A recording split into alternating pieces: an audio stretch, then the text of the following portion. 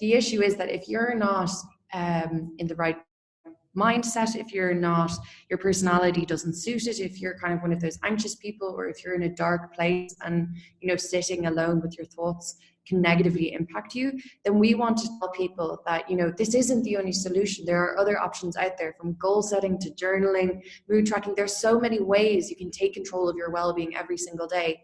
And it's just because that the current narrative has been dominated by meditation. We're trying to say that there are alternatives out there. So it's not necessarily that meditation is terrible for everyone, because that's simply not true. It really helps people. But we're just saying that there are other options out there as well that are recommended by doctors. That was Aimee-Louise Carton and Will Ben Sims, the founders of the wellbeing app KeepAppy. Created as a response to the lack of education around mental well-being, KeepAppy is a gym for mental health, bringing together techniques such as meditation, journaling, and mood tracking to help people improve their mental health. In this episode, we discuss why there's such a dearth of genuinely useful information regarding mental health, how your smartphone can help you with your mental health, and why we need to consider different approaches to maintaining our personal mental health. But before all of that, welcome to Digital Mindfulness. In this podcast, we bring together global thought leaders focusing on ethical technology and responsible innovation. We focus on the advancement of responsible and sustainable innovation, and the best place to take a deeper dive on these fascinating topics is by going to our website or meeting us in person at one of our 2020 events, where we bring together the global community to discuss the advancements in responsible and sustainable innovation. I hope you enjoy this discussion with Aimee-Louise Carton and Will Ben Sims. Will, Ben and Aimee-Louise, thanks so much for joining us here on Digital Mindfulness. It's a real pleasure to have you on the show, and I'm really looking forward to discussing more about this fascinating intersection of mental health and digital technology. So welcome. Yeah, thank you so much for having us. We're really excited to be here. So I wonder if you'd both tell us a little bit more about yourselves, and in particular, how you came to be working in this space, and also how KeepAppy came about. So my name is Aimee-Louise Carton, and I am the co-founder and CEO of KeepAppy. And it actually began, just as a heads up to your listeners, it began in quite a dark origins when I made an attempt on my life. And it was during my recovery that the first thing my doctors told me were, don't meditate, don't go near meditation. And they were so adamant that meditation would be negatively impactful for me. So as a millennial, I was looking at all the technical solutions I could find. And all of the other apps, other than the meditation ones, it was like they had been built by really wonderful organizations and psychologists and institutions, but they didn't really understand how users thought or worked. So I'm the 9th generation of Ireland's oldest family business, and I regularly joke that I grew up around the boardroom table. So I knew that with my background, I had a lot of experience in this area. So I knew I could bring this into, create a product that used all the other tools that my doctors had recommended and create a preventative solution. And that's when I started the master's in Trinity College Dublin, and that's where I met Will Ben. And my name's Will Ben Sims, and you can probably tell from my accent, but I'm not from Ireland originally. I'm from Kansas, and I initially came to Ireland about 6 years ago to do an undergrad in Trinity. And I wanted to stay on, but I didn't want the full commitment of a job. So I did a master's in entrepreneurship because, looking up to my dad my whole life, he's been a serial entrepreneur. So I've always known that's something that I wanted to do. And in late 2013, my uncle, he took his own life. And that was kind of the first instance for me where it was kind of shocking that I saw, the mental illness and how it can negatively impact individuals and the family as a whole. So after that point, it was always something on my mind that this is an issue, and especially in my area, not very many people talk about it. So I was like, this is an issue that's, not being spoken about, and it's really important. And so when I met Aimee in our master's at Trinity, I really fell in love with KeepAppy and the idea, and we started working together and created a business, and here we are now. So those are incredibly powerful stories, and thanks so much for sharing them. And for me, the most striking thing from the stories you've just said is that in the time when perhaps you might have needed a solution like a meditation, it was something that you were warned away from. So I'm really interested if you can just go into that a little bit more. Why was it that you were warned against using a meditation app, particularly when you were going through such grief?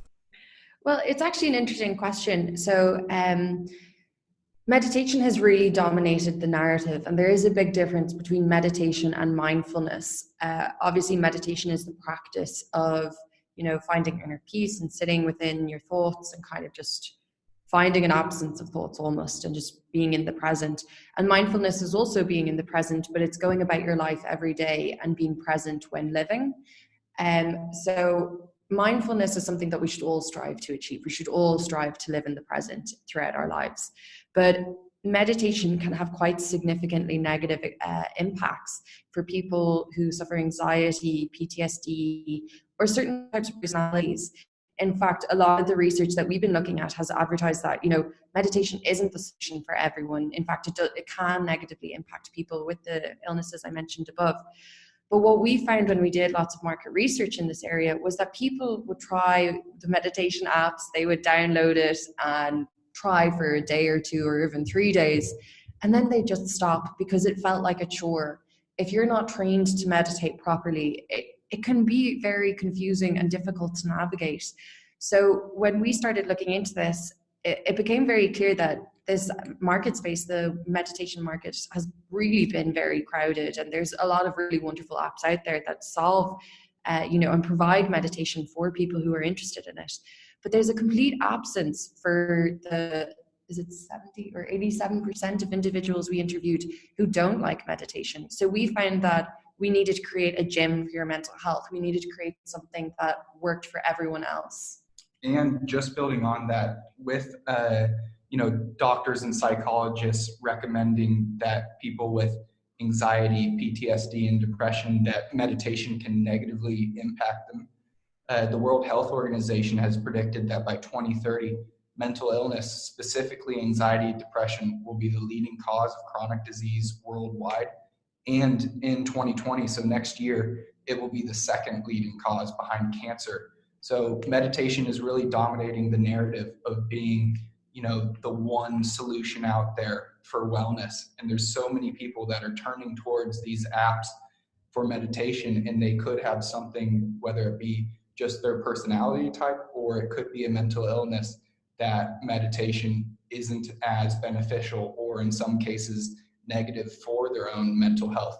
So they try this app and it doesn't work for them. And then they think, well, wellness doesn't work for me. I'm different. This doesn't help. And then they stop looking because the current narrative is wellness is meditation and yoga. And while those are two things within the wellness space, that's not the only things out there. So with KeepAppy, we're the gym for your mental health. We've got 10 different features, and there's something there for everybody, no matter what your personality type is, whether or not you have a mental illness, there's something there that you can get use out of no matter what.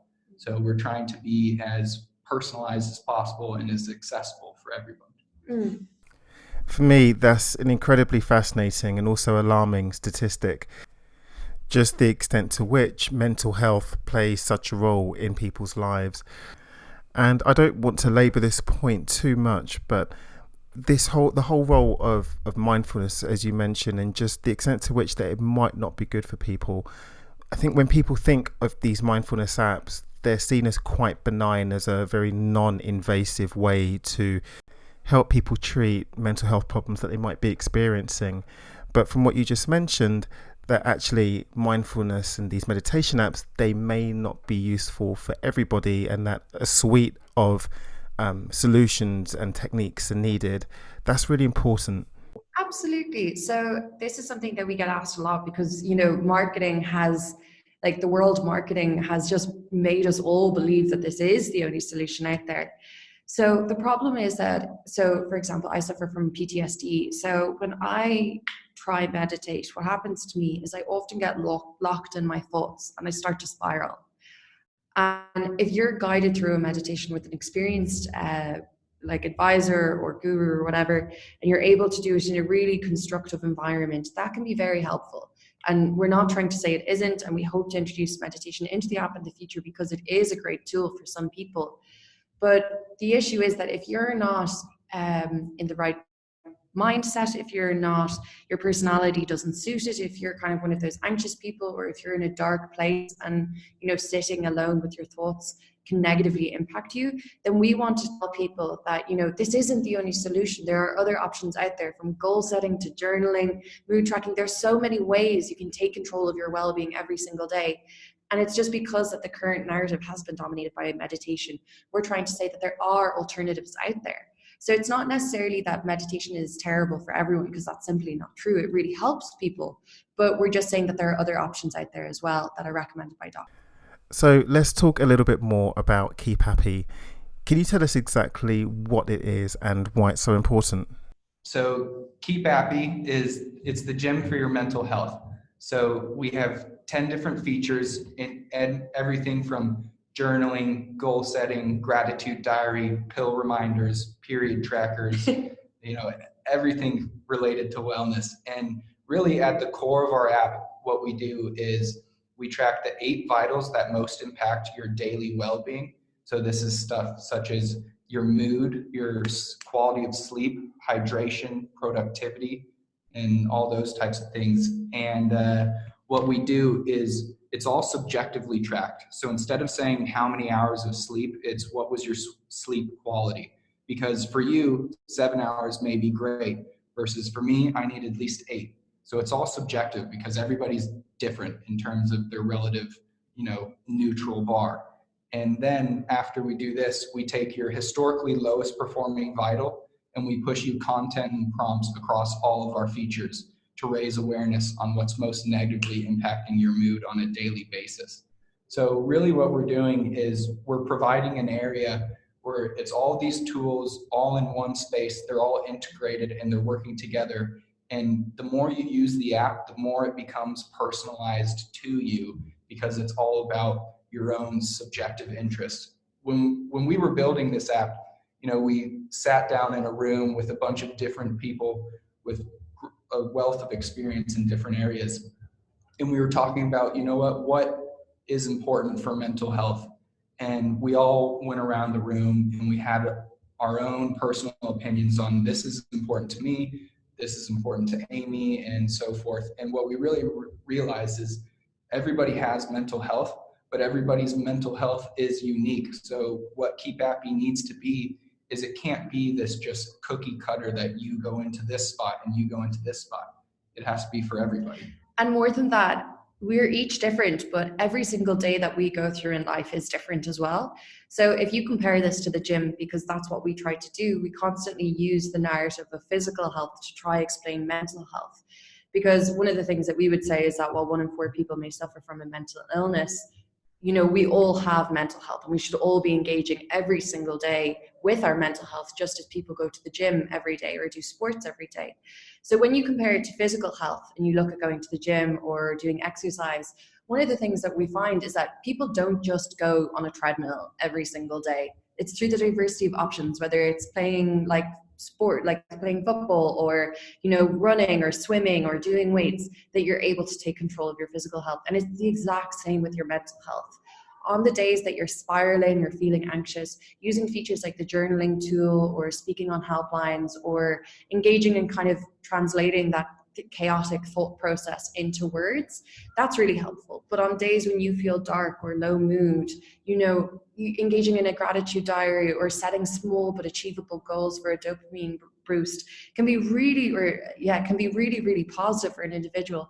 So not only are we all different, but each of our days are different. So relying on just one tool isn't enough. There has to be a variety of tools available. I really like the analogy of the gym because it gives me a really strong sense of what you're trying to achieve with the app. And just like a gym, there are key times of the year when people sign up to go to the gym, and they have these very lofty ambitions that may sometimes fall away as the year goes on. So I'm wondering, in addition to having a gym for mental health and well-being, do you also have things like coaches or personal trainers for that same purpose? Yeah, so our tools, we have an amazing tech team. So they're actually very intuitive and easy to use. So you don't necessarily need a trainer.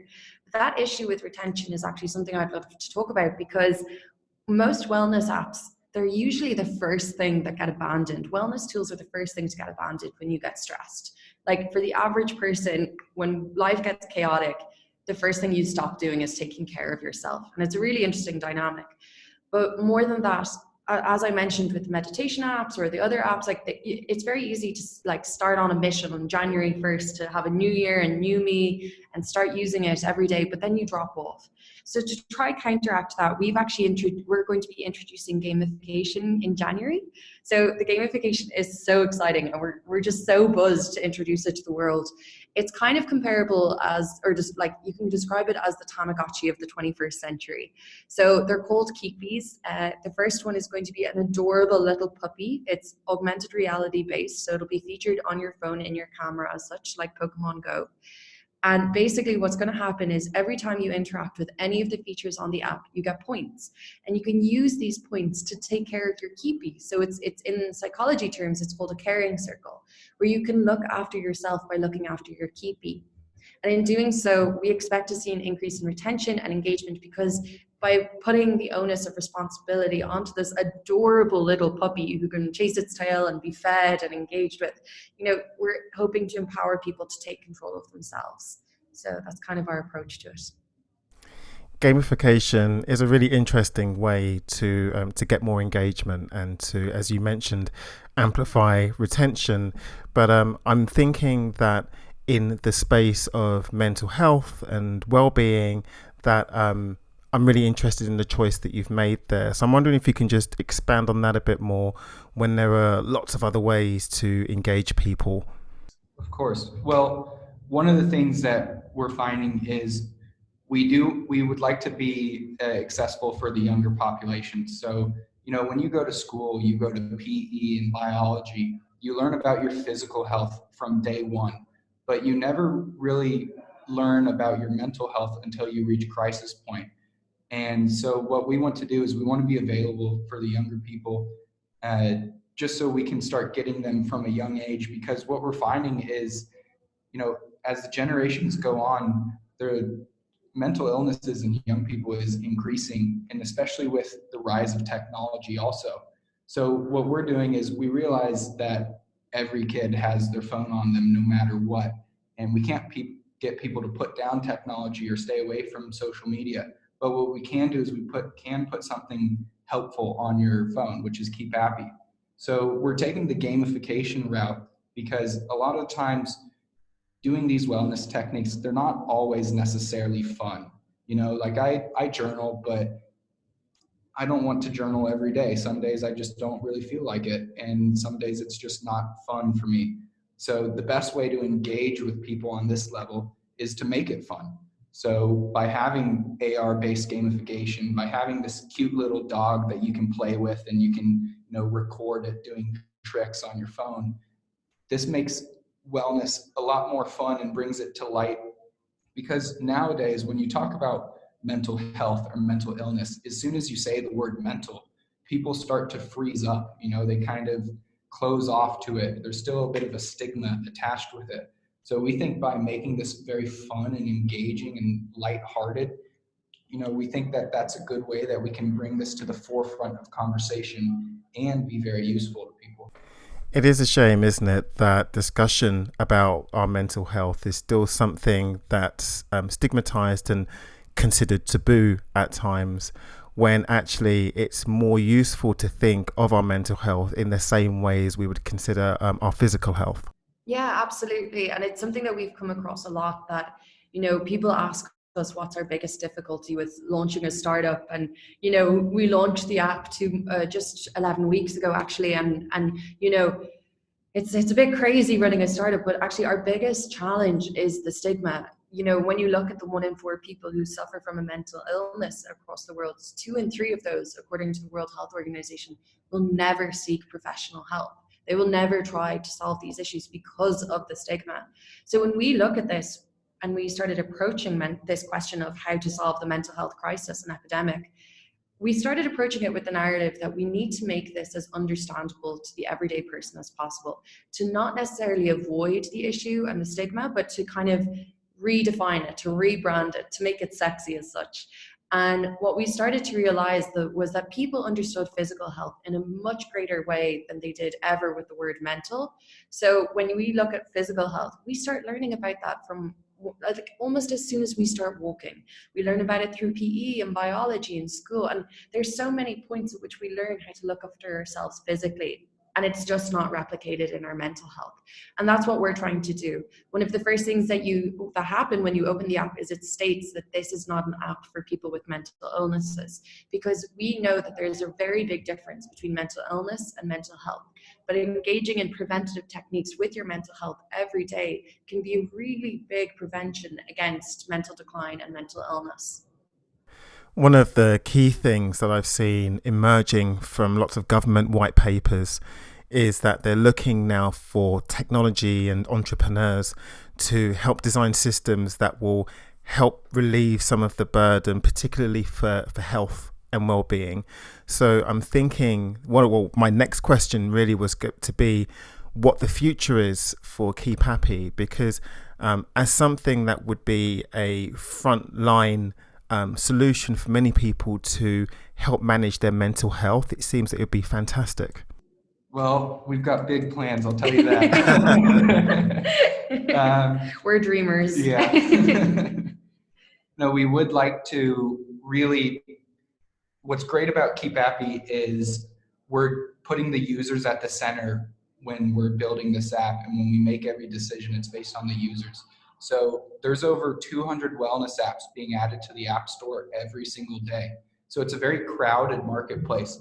Although how we think that things are the way things should be done, that so many apps that we find in our current industry aren't doing, is they're not putting the user at the center. There's so many great psychologists, doctors, and people who are building apps, and they're putting them out there, but what they're doing is they're just dumping content. They're not looking into the flow of the actual app. And while you may have really good content on the app, if it's not easy to use and it's not fun and it's not sleek, people aren't going to use it. So the way that we built the app is we make it as simple as possible that anybody can use it, and we make it fun and engaging. So by doing this, it really allows users to get the full use out of it, because at the end of the day, if you don't use it, it's not going to work. And so just to kind of give you a little understanding of our growth, so we launched the beta just 11 weeks ago, and in those 11 weeks, we've now reached over 60 countries, and we have almost 7,000 downloads. So we're finding that this is not just, because we're an Irish startup, this isn't just local to Ireland. This app is being engaged with and found positive in so many countries across the world, from Australia to Argentina. And what we're finding is that people, particularly younger people, are really engaging with this app because they find that it has something, that usability that just other apps don't have. So when we look at our future, it's definitely global expansion, trying to see how many people we can get this into, because we want to bring this to as many people as possible and to be as accessible as possible. So given everything that we've spoken about and all of the users that you have around the world, I wonder if there are any stories that you can share of people that have really gotten benefit from being able to look after their mental health on a daily basis. It's actually an interesting question you raised there. So I don't know if you're aware, but of the top 35 apps, wellness apps out there, the Wall Street Journal did an article on this in January. 33 of them were selling users' data to Amazon, Facebook, and Google. And this was replicated in September when 60 million women's sexual history and period data was sold to Amazon. So one of the things that we are very adamant about, because we are a social enterprise and we try to do better and be better than our competitors, is that we actually don't track a lot of our users' data, and even some of the features and the data collected is stored to the phone, so it doesn't touch our servers at all. So we can't even see a lot of our users' data. So that means it's kind of difficult to give success stories and kind of talk about this. But I know he wasn't a friend, but he's since become a friend following as he followed our story. But this guy called Paulie, he used to have, it wasn't necessarily an alcohol problem, but he used to binge drink on excess during the week every now and then. And he found through the mood tracker that when he drank, he could see in the following 2 days how his productivity had plummeted, how his exercise would plummet, how different levels of his life were affected just by drinking alcohol. And you know, when you take it for granted that the day after a good night out, you're not going to work as hard. But what he was finding, that it was having a lasting effect over 2 days, maybe sometimes 3 days. So when he started using the app, he was able to see it on a graph and see it completely objectively in a way that he had never done before. And he's actually given up alcohol now as a result. So we would consider that one of our big success stories. But I think on even a general level, like being able to understand what triggers low mood in your life, or what triggers low productivity or high stress, being able to see that in a really transparent and data-driven way is a really beneficial way to start understanding yourself in greater detail. And that's kind of been the major success story across most of our engagement online, where people are now able to understand what's affecting them, and they really like that element. And just being a little bit more generalized as well, every startup, there's a lot of risk associated with it. Will it work? Will it not? There's a lot of things that you just figure out on the fly. And so before our beta became live, we've been working on this for a long time. We've done the research. We've talked to consumers. We knew that the problem was there, and we worked with as many people as possible to develop it for our target audience. But before we launched, there's always that hesitation of, is this actually going to work? Are people actually going to want this? Because a lot of times if you ask somebody, do you like this? They'll be like, yeah. But then at the end of the day, they're not going to reach into their wallet and buy the product. So the fact that we've recently launched and we're already in 60 different countries is amazing, because internationalization is always a huge, huge issue with startups. It's hard to get your name out there. And what we're finding is people are actively searching for solutions like KeepAppy. So it's really great to get that validation that we're on the right track, because you know what? It's funny when we look at KeepAppy and we see all these countries that we're in that I've never been to, and I don't know anybody there. So there's somebody that we don't know that is using our product, and we're building it in a way that we're hoping that it's going to be as beneficial as possible for them. So it's really great to get that market validation that we've hit our niche and we're on the right track. That's great. So my final question to you both is, with such a plethora of apps and solutions that are available now for people to manage and look after their mental health, where is the best place for them to start? If people, if you're a novice, or if you're somewhat confused about where to start, what would you advise? Well, I think the most important thing is to kind of have a frank conversation with yourself. Like, what are your purposes for doing this? Are you doing this just because you just want to try it, or do you actually want to make a lasting change in your life? Because I think a lot of us click the download button and, it's very easy to just download and see what something is without really committing and engaging to it. And I think that's what makes KeepAppy so great, because even if you do just kind of give it a try instead of actually committing to a wellness lifestyle, it's very easy to slip into the kind of way of thinking that KeepAppy advocates for, because it's very simple. It only takes a few minutes, and it's really just really intuitive to use. It's really easy to use, which is why it's so great. But I think a lot of people need to have that conversation with themselves. I know when I was really unwell, I downloaded loads of those apps and never engaged with them because I didn't think I was unwell. Like, I didn't even want to, like, it was a very dark place. So it was very strange for me. But now that I'm looking at it, like, it's amazing how much of a positive effect it can have on your life. But yeah. And I guess what I would say too is, if you want to make a lasting impact and change in your life, it's never going to happen overnight. You just need to be very consistent and just do a little bit every day. It doesn't matter how little you do, as long as you do something. We always talk about mental health is just as natural as physical health. You're not going to run a marathon without training for months and months and months. So just like physical health, you're not going to feel great overnight. It does take time. And building on that with KeepAppy, we've made it so there's a lot of features that can show your progress over time, because your mood, it's a cycle. Some days you feel great, other days you don't. It's just, that's how life works. And, when you're not feeling great, you may be like, oh no, this isn't working for me, but you're just going through a little bit of a slump. And then you can actually go into KeepAppy and see the progress and be like, you know what? I'm not feeling great now, but I'm better than I was before. That's fantastic. So where is the best place that people can find out more about you and connect with you and also get KeepAppy? Well, our website is keepappy.com, and you can find us across all the social media platforms: Facebook, Instagram, Twitter, and LinkedIn at KeepAppy, just KeepAppy. So it's kind of like WhatsApp, KeepAppy. It's a bit cringy, but we love it. So we're very active across all those platforms, and we love anyone engaging with us. Well, Will Ben and Aimee-Louise, thank you so much for spending some time with us here on Digital Mindfulness and taking us through the fantastic work that you're doing with KeepAppy. I really appreciate your time. Thank you. Thank you so much for having us.